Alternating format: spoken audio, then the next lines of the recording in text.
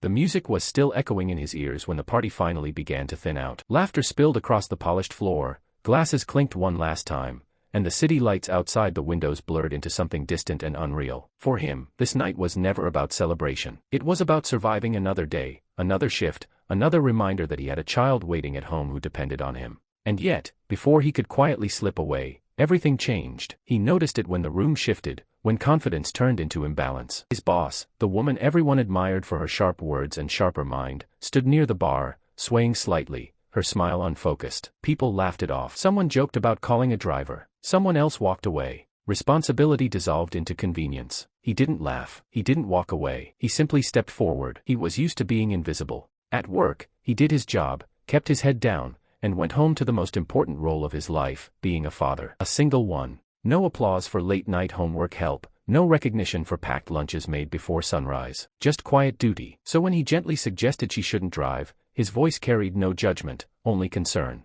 She hesitated, pride battling reality, before the keys slipped from her hand into his. Drive was silent at first. Rain tapped against the windshield, rhythmic and steady, like a reminder to stay calm. He kept his eyes on the road, knuckles firm on the steering wheel, aware of how fragile moments like this could become. Thought of his daughter's face, the way she trusted him completely. That trust guided every decision he made. He wouldn't betray it, not tonight, not ever. From the passenger seat, his boss spoke softly, words tangled and slow. She mentioned pressure, expectations, the loneliness that success never fixed.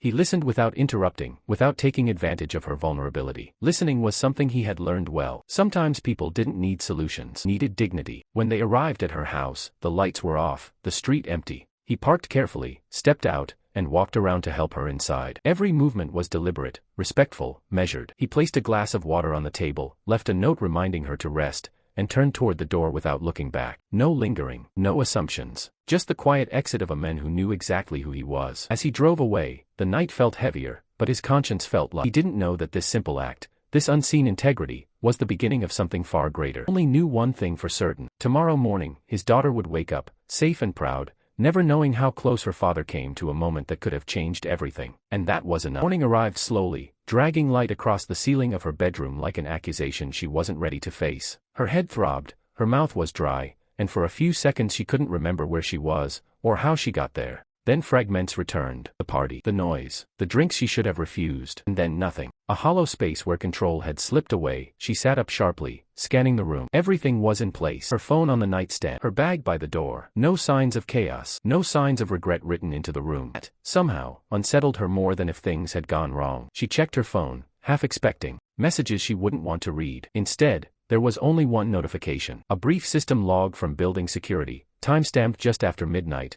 confirming her arrival and departure of a guest minutes later. His name was there. She stared at it longer than necessary. At work, she barely noticed him. A reliable employee, quiet, always on time, always professional, the kind of person organizations depended on but rarely celebrated. And now, according to the timeline, he had brought her home and left immediately. No calls, no texts, no demands, nothing. Shame crept in, slow and uncomfortable, not the dramatic kind, but the quiet realization that she had been vulnerable, and someone with far less power had protected her without expecting anything in return. That thought followed her into the shower, into her suit, into the drive back to the office. At work, the building hummed with its usual rhythm. Conversations, keyboards, footsteps. She walked past people who greeted her with the same respect as always, unaware of the shift happening inside her. When she saw him at his desk, focused, composed, already deep into his workday, something tightened in her chest. She called him into her office later that morning. Air between them was formal, careful. He stood straight, eyes attentive but guarded, prepared for anything. She thanked him simply, sincerely. No grand speech, no awkward explanations, just gratitude.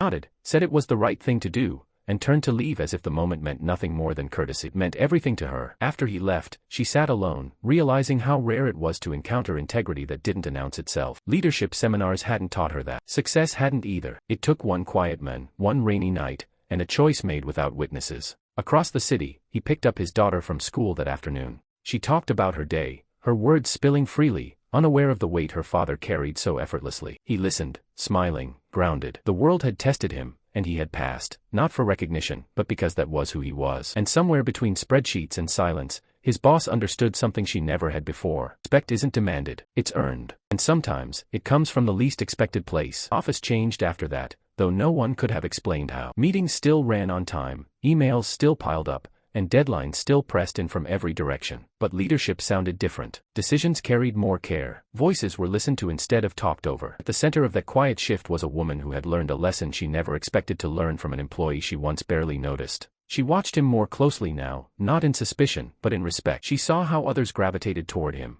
how problems softened when he spoke, how tension eased without drama. Never reminded her of that night.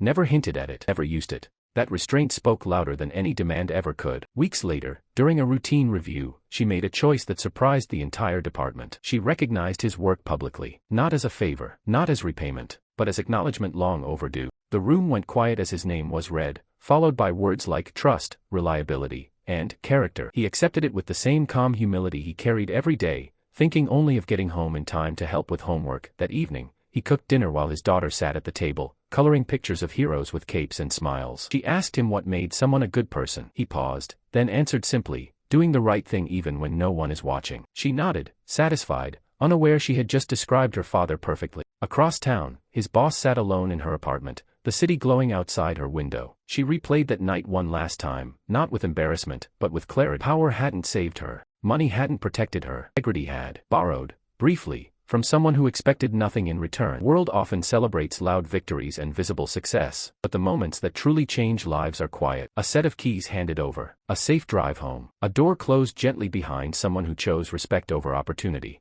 And long after the party was forgotten, long after titles changed and seasons passed, one truth remained. Character doesn't rise with rank. It reveals itself in moments of choice. And sometimes, the strongest leaders are shaped by the example of a single parent who simply refused to be anything less than honorable.